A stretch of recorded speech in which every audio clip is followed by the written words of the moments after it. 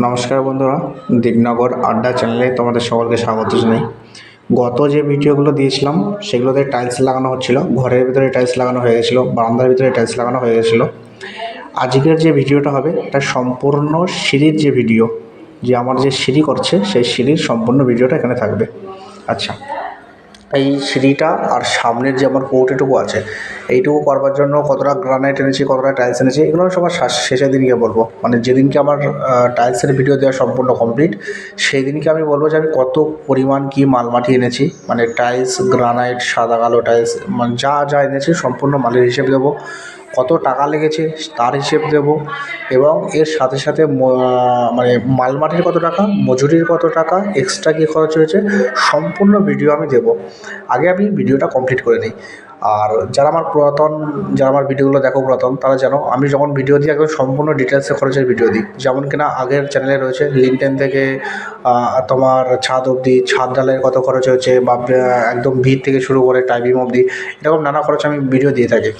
তো সেটা তোমরা দেখতে পাবে, সম্পূর্ণ ভিডিও দেবো। এখন একটা ব্লগ আকারে ভিডিওগুলো ছাড়ছি যাতে কাজটা কেমন কী হচ্ছে সেটা দেখা, এবং কাজটা কীভাবে হয় অ্যাকচুয়ালি সেই জিনিসগুলো তোমরা দেখতে পাবে।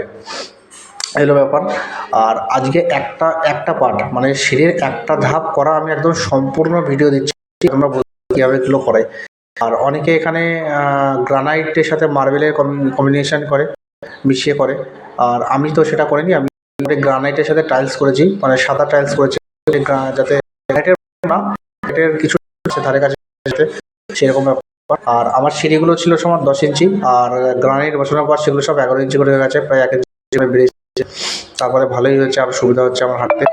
আর আরেকটা ব্যাপার, যেখানে যেটা দেখা যাচ্ছে যে ডবল গ্রানাইট, এখানে কিন্তু ডবল গ্রানাইট নেই। এই যে সাইড দিয়ে দেখা যাচ্ছে প্রথমে একটা গ্রানাইট, তারপর একটা সাদা সাদা বিট গেছে, তার নিচে আবার একটা গ্রানাইট। এটা কিন্তু সম্পূর্ণ ডবল গ্রানাইটের জোড়া না। যেটাতে পা দিচ্ছি সেটা হলো সিঙ্গেল একটা গ্রানাইট, আর যেগুলো সাইডে লেগে আছে ওগুলো 1 ইঞ্চি বা 1.5 ইঞ্চি করে লম্বা করে কাট পিস করে, আর ওই চিপটা দিয়ে, মানে সিঁড়ির যে সাদা সাদা আছে চিপটা, ওই চিপটা দিয়ে আঠা দিয়ে আটকানো আছে। ঠিক আছে, আঠাটার নাম মনে হয় ভেগাবন্ড না কি একটা আঠার নামটা ছিল, এরকম একটা আটা ছিল। এটা দু ধরনের আটা পাওয়া যায়, একটা খুব তাড়াতাড়ি চলে যায় 5 মিনিটের মধ্যে, আর একটা ধীরে ধীরে জমে। ঠিক আছে, এটা 2 ধরনের আটাই, সেম আটা 2 ধরনের কাজ হিসেবে হয়।